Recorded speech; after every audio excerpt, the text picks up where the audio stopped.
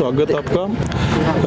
बहुत बहुत धन्यवाद देना चाहूँगा आपको और मीडिया के जितने भी बंधु यहाँ पर आए हैं उन सभी को मैं धन्यवाद देता हूँ कि इस परिवार को आप लोग सहयोग देने, साथ देने के लिए यहाँ पर आए हैं।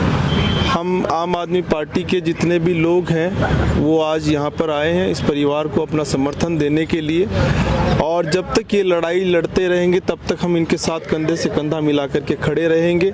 आम आदमी पार्टी का एक एक कार्यकर्ता, एक एक पदाधिकारी, एक एक नेता इस परिवार के साथ है।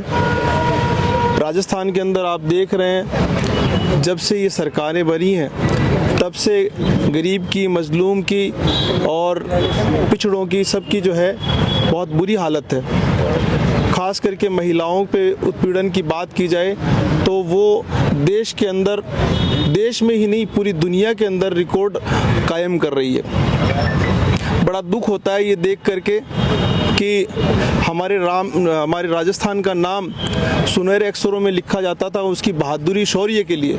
आज शर्मिंदगी के लिए हमारे राजस्थान का नाम हो रहा है। हमारे यहाँ की बेटियाँ इस तरह से उनके साथ में कुकृत्य किए जाते हैं, उनको मार दिया जाता है, उनको जिंदा जला दिया जाता है। ऐसी चीज़ें देख करके दिल दहल जाता है। मैं भी एक बाप हूँ, एक पिता हूँ, मेरे भी घर में बेटी है और जितने भी पिता हैं, भाई हैं, भतीजे हैं, जिनके घर में माँ, बहन, बेटियां हैं, उन सभी से मैं अपील करना चाहूँगा कि ऐसे सरकारों के खिलाफ आप लोग उतरें, सड़क पर उतरें और इस परिवार को न्याय दिलवाने का काम करें।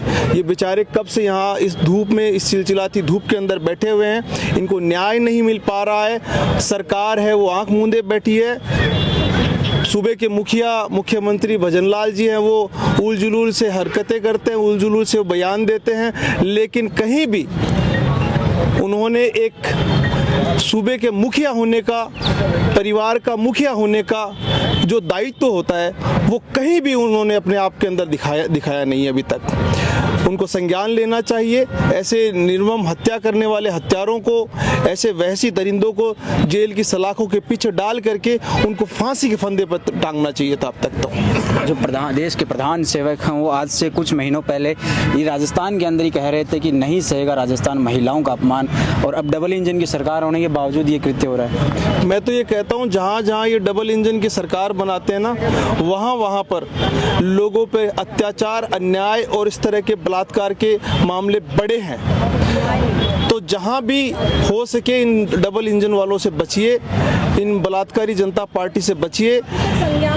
चिन्मयानंद, सेनगर और ऐसे लोगों की ये पार्टी है जिन्होंने महिलाओं पे उत्पीड़न किया है, उनके बलात्कार करने का काम किया है। इनमें आए दिन आपने देखे होंगे कि भारतीय जनता पार्टी के नेता ऐसे मामलों के अंदर खुद लिप्त पाए जाते हैं। तो ऐसी पार्टी से बचिए, जनता को बचाने की कोशिश कीजिए, जनता को जागरूक कीजिए, इन लोगों से बचाने का काम कीजिए। मैं तो दुखी इस बात से हूँ कि हमारे देश का प्रधान सेवक, जो अपने आप को प्रधान सेवक कहता है, वो हजारों महिलाओं के वीडियो वायरल करने वाले, हजारों महिलाओं के साथ में उत्पीड़न करने वाले उस रवन्ना के साथ में खड़े होकर के स्टेज के ऊपर कह रहे थे कि ये मेरा दोस्त है, मेरा बच्चा है, मेरा भाई है, इसको वोट दे करके इसको संसद में भेजना।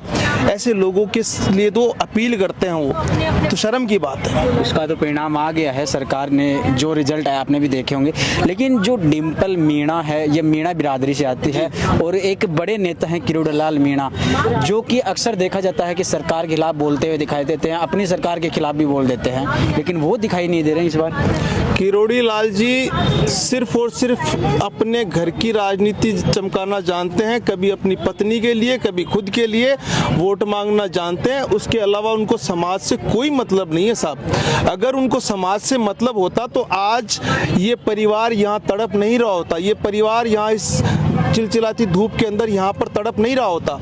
इस परिवार को न्याय मिल चुका होता। आज वो प्रदेश की सरकार के अंदर बहुत जिम्मेदार पद के ऊपर बैठे हैं, वो मंत्री हैं आज वहाँ यहाँ पर, उसके बावजूद उनके मुंह से अभी तक एक शब्द नहीं निकला इस परिवार के लिए, एक संवेदना के लिए, इस परिवार को न्याय दिलवाने के लिए। वो सिर्फ और सिर्फ मीणा समाज को ठगने का काम करते हैं, उसके वोट लेने का काम करते हैं, इसके अलावा उन्होंने कोई काम नहीं किया है। आज उनको यहाँ होना चाहिए था, इस परिवार को न्याय दिलवाने के लिए यहाँ खड़े रहते, वो इनके साथ बैठे रहते, तब बात होती, तब पता चलता कि वो मीणा समाज के साथ है। कल वो मीणा समाज को गालियां दे रहे थे स्टेज के ऊपर खड़े होकर के कि मीणा बीजेपी को वोट नहीं दे रहे हैं, ये नहीं दे रहे हैं। तो इस वजह से मैं तो ये कहूँगा कि वो सिर्फ और सिर्फ वोट लेना जानते हैं, इस मीणा समाज के साथ नहीं है वो। तो जैसा कि आपने देखा, इस वक्त मैं जयपुर के शहीद स्मारक पे मौजूद हूँ, जहां डिंपल मीणा को न्याय दिलाने के लिए यहाँ लोग इकट्ठे हुए हैं। क्या आप देखना दिलचस्प होगा कि जो डबल इंजन की सरकार है, भजनलाल की सरकार है, वो डिंपल को न्याय दिला पाएगी या नहीं, क्योंकि पिछले कई दिनों से ये लोग सड़कों पे बैठे हैं चिलचिलाती धूप में, और आप जानते हैं कि राजस्थान का पारा इन दिनों